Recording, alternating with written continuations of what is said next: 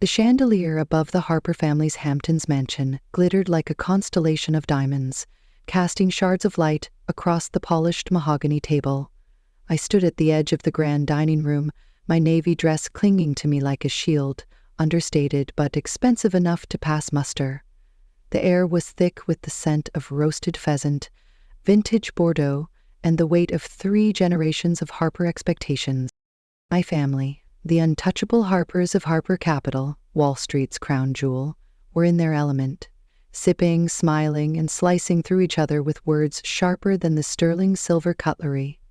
I was 30, the black sheep who'd dared to dream beyond their gilded cage, and tonight, my secret was a ticking bomb. Aunt Vanessa's voice cut through the clink of glasses, her perfectly manicured nails tapping her wine flute like a predator's claws. "Emily, darling, still jobless." Her smile was venom wrapped in silk, her emerald earrings catching the light as she tilted her head. The table, my parents, Edward and Margaret, my cousin Rachel, Uncle Richard, grandmother Lillian, and a dozen other Harper elites, turned to me, their eyes gleaming with that familiar mix of pity and disdain. I forced a smile, my heart pounding as I gripped the edge of my chair. Somewhere in the digital ether, a hacker group I'd crossed years ago was circling. Their latest threat, a leaked email exposing my identity as E.H. Harper, the founder of VaultCore, hanging over me like a guillotine. If that email surfaced before I was ready, everything I'd built could collapse. But Vanessa didn't know that. None of them did, not yet. I took a sip of water, the cool glass grounding me. "I've been keeping busy, Aunt Vanessa," I said, my voice steady despite the storm inside. She raised a perfectly penciled eyebrow, her lips curling. "Busy with what? Those little computer games of yours?" The table chuckled, a sound that stung like 1,000 paper cuts. My father, Edward, chairman of Harper Capital, didn't look up from his scotch, but I saw his jaw tighten. My mother, Margaret, flawless in her Chanel suit, offered a tight smile. "Emily's exploring her options," she said, her tone a practiced blend of defense and embarrassment. I wanted to scream. Options? I'd built a $5 billion zero-cents empire under their noses, and they thought I was exploring. The Harper Gala was an annual ritual, a parade of achievements where every family member was expected to flaunt their contribution to the empire. Harper Capital, founded by my grandfather Charles in the 1980s, wasn't just a company, it was a dynasty. From its sleek Manhattan towers to this sprawling Hamptons estate, every brick screamed power, tradition, and an unspoken rule: Harpers don't deviate. My parents had my life scripted before I could spell my name. Choate, Yale, a corner office at Harper Capital. But I'd always been the glitch in their perfect code, the kid who'd rather hack a school database than study for the SAT. At 14, I'd cracked the school's grading system. Not to cheat, but to prove I could. My father called it a childish prank and grounded me for a month. By 18, I was winning national coding competitions. My name splashed across tech blogs while my family shrugged it off as a cute hobby. Grandmother Lillian, with her pearl necklace and silver hair, would adjust my posture and sigh. "Emily, a Harper woman carries herself with dignity, not hunched over a keyboard." Uncle Richard, my father's rival and a boardroom shark, was blunter. "You're wasting your potential on toys," he'd say, loud enough for the whole room to hear. Only grandfather Charles, with his quiet nods and rare smiles, seemed to see something in me, though he never said it outright. Tonight, the gala was in full swing, the room buzzing with talk of mergers, stock splits, and Rachel's latest coup, a $2 billion zero-cents deal with a European hedge fund. Rachel, 32, was the family's golden child, her tailored suit and diamond engagement rings screaming success. She leaned across the table, her voice dripping with condescension. "Emily, you should come to our next industry mixer. I could introduce you to some recruiters." Her smile didn't reach her eyes. I nodded, biting back the truth. I didn't need recruiters. I had 500 employees, a San Francisco skyscraper, and a cybersecurity platform protecting 20 global banks. But they didn't know that. I'd made sure of it. 4 years ago, I'd fled to MIT to find my parents' Yale obsession. They'd agreed only because they thought I'd get it out of my system and pivot to Harper Capital's tech division. Instead, I met Professor Clara Bennett, a coding legend who saw my brain as a puzzle, not a problem. "You don't just solve algorithms, Emily," she'd said, adjusting her glasses. "You rewrite them." She introduced me to Silicon Valley's misfits, dreamers who didn't care about my last name. That's when I started building, first with a blockchain startup that crashed spectacularly when a Harper Capital rival planted false regulatory violations. I was 24, broke, and alone in a San Francisco loft, staring at a maxed-out credit card and a family that thought I'd failed. That failure nearly broke me. For 6 months, I barely left my apartment, surviving on instant noodles and self-doubt. My family's voices echoed in my head. Uncle Richard's, "This is why Harpers stick to finance," Aunt Vanessa's, "Computers are a fad." Then, one sleepless night, I woke from a nightmare. A Wall Street bank's servers crumbling under a cyber attack, billions vanishing while outdated security systems blinked uselessly. That was my spark. I saw what no one else did. Wall Street's Achilles heel was its ancient tech. With my Harper blood and MIT brain, I could fix it. That's how VaultCore was born. I called it VaultCore, an AI-driven cybersecurity platform that could predict and stop financial fraud in real time. I built it in secret, recruiting a team of outcasts like me, Zoe, a dropout coder with a chip on her shoulder, Liam, a hacker barred from corporate jobs, and Maya, a UI designer fired for being too bold. We worked from my loft, using scavenged laptops and cloud credits I couldn't afford.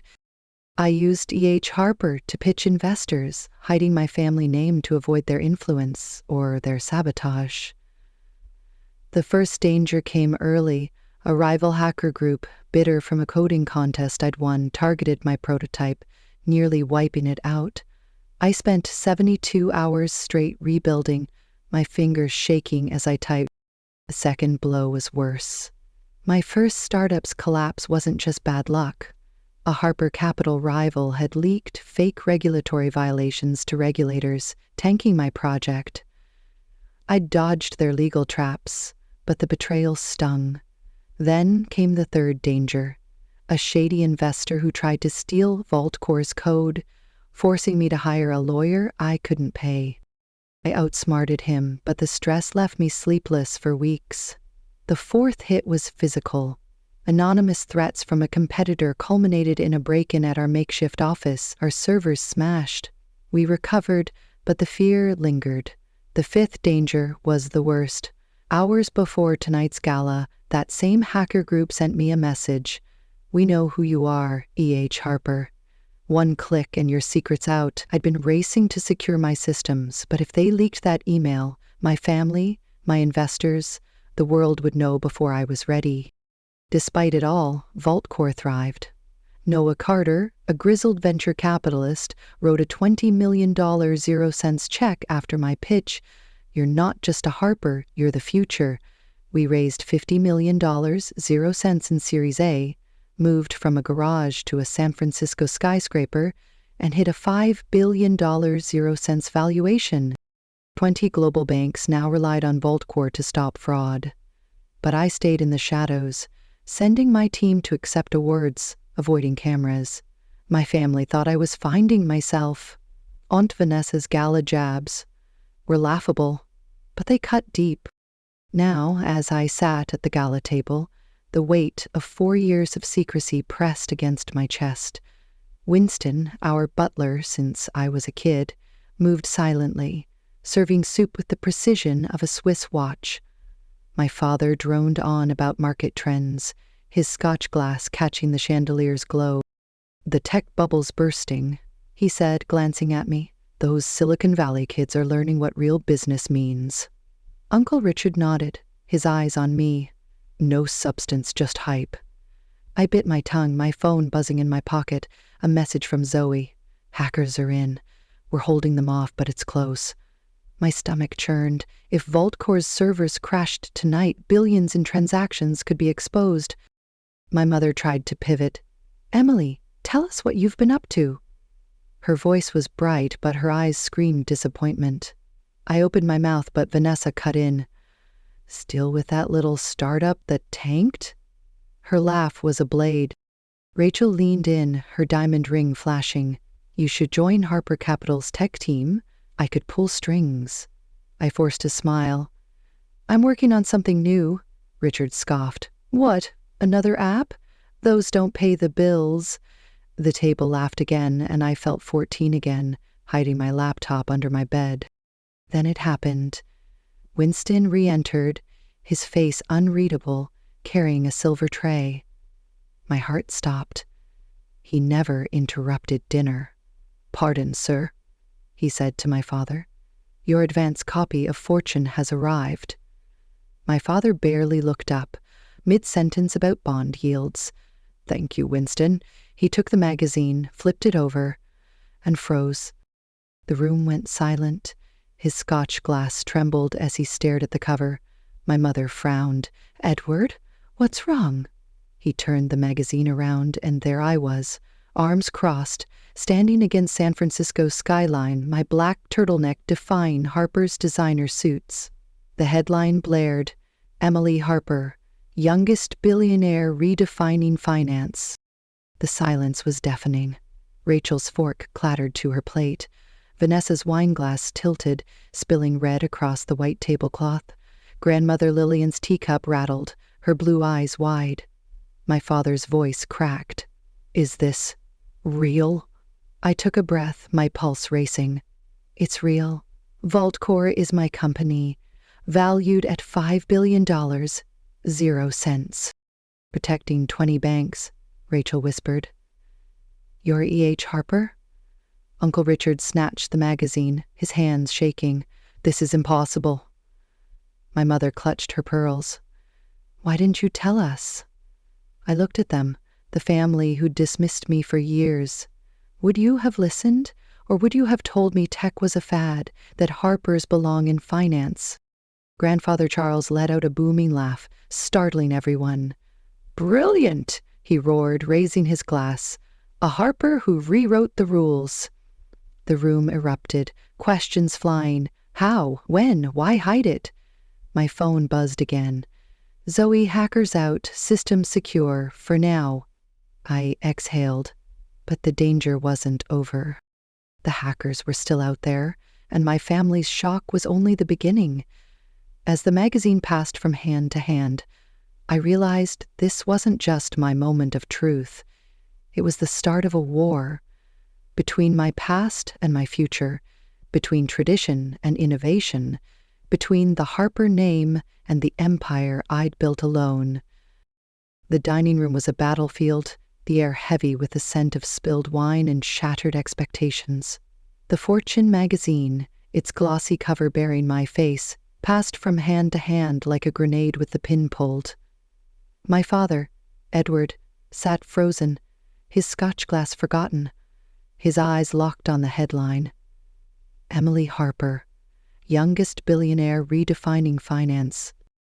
My mother, Margaret, clutched her pearls, her perfect composure cracking like thin ice. Aunt Vanessa, for once, was speechless, her mouth opening and closing like a fish stranded on the shore. Cousin Rachel's fork lay abandoned, her diamond ring glinting as her hands trembled. Uncle Richard's face was a mask of disbelief, his fingers gripping the magazine as if he could tear my truth apart. Grandmother Lillian's teacup rattled in its saucer, her blue eyes boring into me with a mix of shock and something sharper. Betrayal. Only Grandfather Charles, his white hair catching the chandelier's glow, seemed alive, his booming laugh still echoing in my ears. A Harper who rewrote the rules, he'd declared, raising his glass. But the war wasn't over. It was just beginning. I stood at the edge of the table, my navy dress feeling tighter, the weight of their stares heavier than the $5 billion 0 cents empire I'd built. My phone buzzed in my pocket, a message from Zoe. Hackers are back. They're probing our servers again. We're holding, but it's bad. My heart lurched. VaultCore, my AI-driven cybersecurity platform, was under attack again. During the gala, no less. When the eyes of the Harper dynasty and the world were on me. If those hackers breached our systems, billions in transactions for 20 global banks could vanish, and my empire would crumble before my family could even process its existence.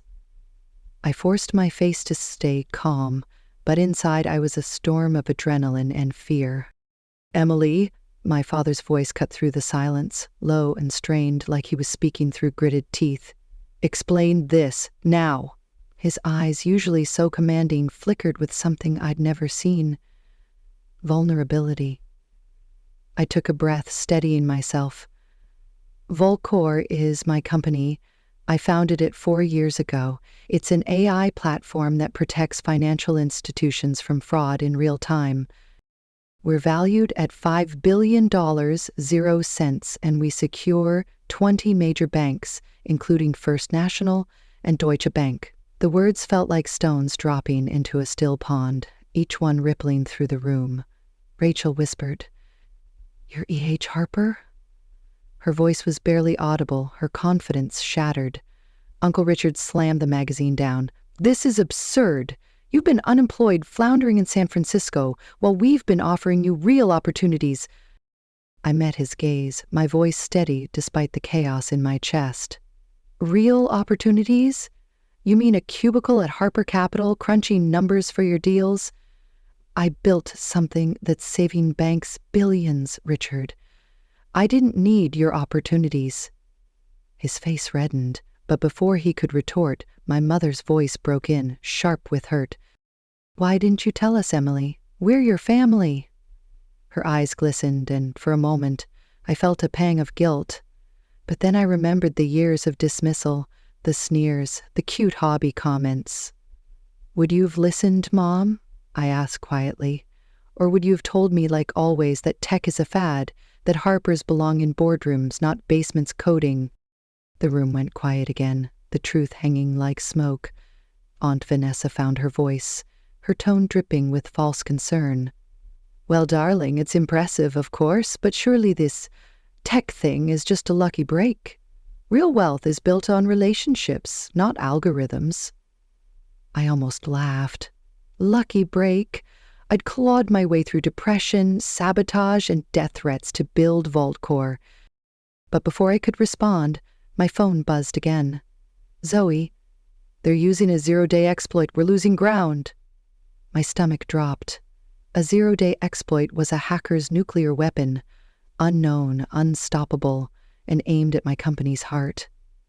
I needed to get to my team, but I was trapped in this room, under siege by my family's expectations and a digital war I couldn't fight from here.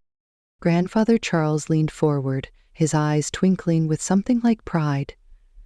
"You've been hiding this for 4 years, Emily. Why go public now?" His question was a lifeline, pulling me back from the edge of panic. I glanced at the magazine, my face staring back, confident and defiant in my black turtleneck. "It was getting too hard to hide," I said, "and we're preparing for an IPO next year. Transparency is the only way forward," Uncle Richard snorted. "An IPO? You think you can take on Wall Street without us? Harper Capital could underwrite it, keep it in the family." His eyes gleamed with greed, already trying to swallow my empire whole. I shook my head. Goldman Sachs and J.P. Morgan are handling it. We're set. His face darkened, and I knew I'd made an enemy.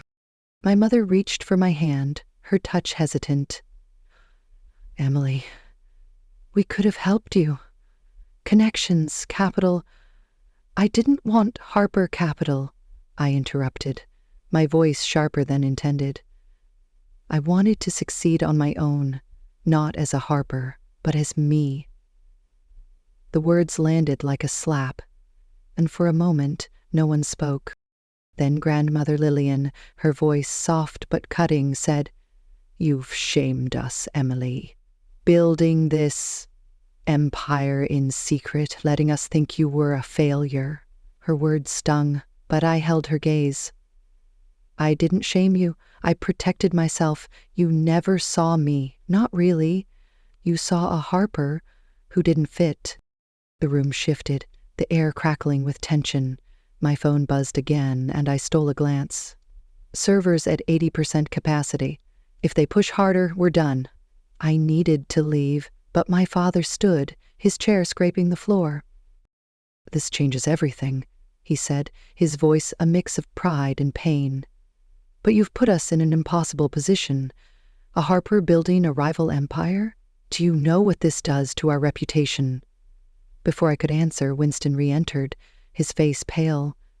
Miss Emily, an urgent call for you, they insisted. My heart sank. This wasn't about the hackers. It was worse. I excused myself, stepping into the marble hallway, my heels echoing like gunshots. The voice on the line was Liam, my hacker-turned-security chief. Emily, it's bad. That ex-employee we fired last year, he's got our source code, and he's threatening to sell it to Blackthorn Group unless you pay $10 million, 0 cents, by midnight. Blackthorn was our biggest rival, a shadowy firm with a reputation for playing dirty. My mind raced. This was the blackmail I'd feared, the fourth danger that had loomed over me all night. Stall him, I said. I'm coming to the city. I hung up, my hands shaking. If that code leaked, VaultCore's AI, our edge, would be in the hands of every competitor, and our clients would bolt. Back in the dining room, the family had fractured into chaos. Rachel was whispering to Uncle Richard, her eyes darting to me. Vanessa was regaining her composure, her voice rising. This is all very dramatic, Emily, but let's not pretend you're some tech genius. You got lucky riding the AI wave. I ignored her, turning to my father. I need to go, something's come up. His face hardened. You drop this bombshell and now you're leaving? We're not done here. My mother stood, her voice trembling. Emily, please, stay. We need to understand. But I couldn't, not with VaultCore's survival on the line. As I grabbed my coat, Uncle Richard stepped in front of me, his voice low and menacing. If you think you can walk away from Harper Capital, you're mistaken. Join us, or we'll make sure your little startup doesn't survive the year. The threat hung in the air, a fifth danger I hadn't anticipated. My own family, turning on me the moment my success outshone theirs. I met his gaze, my voice cold. Threaten me again, Richard, and you'll regret it. His eyes narrowed, but he stepped aside. I pushed past, my heart pounding, the weight of their betrayal mixing with the adrenaline of the fight ahead. The drive from the Hamptons to San Francisco was a blur, my electric car cutting through the night as I raced to VaultCore's headquarters. My phone buzzed relentlessly. Zoe, Liam, Maya, all reporting the same. The hackers were relentless, exploiting a zero-day vulnerability that our AI couldn't counter fast enough. I called Zoe. Patch it. Reroute everything through the backup servers. Her voice was frantic. We're trying, but they're hitting us from multiple vectors. It's like they knew our weaknesses. I gripped the wheel, my mind flashing to the ex-employee. Had he sold our vulnerabilities to Blackthorn already? The thought made my blood run cold. I arrived at our skyscraper, its glass facade glowing against the San Francisco skyline. The office was chaos, screens flashing red, my team shouting commands. Zoe, her hair a wild mess, pointed to a monitor. They're in the secondary firewall. If they breach it, our clients' transactions are exposed. Liam was typing furiously, his face pale. The blackmailer's demanding a meeting. He's got a copy of our neural network's core algorithm. Maya, usually calm, was pacing. If that leaks, our UI's useless. No one trusts a compromised system. I took a breath, channeling the Harper's steel I'd inherited. Lock down the servers. I'll handle the blackmailer. The blackmailer, a wiry coder named Ethan, met me in a dimly lit coffee shop across town. His smirk made my skin crawl. $10 million, 0 cents, Emily. Or Blackthorn gets your code by dawn. I leaned forward, my voice low. You think you can outsmart me? I've got proof you stole that code. One call to the FBI and you're done. It was a bluff.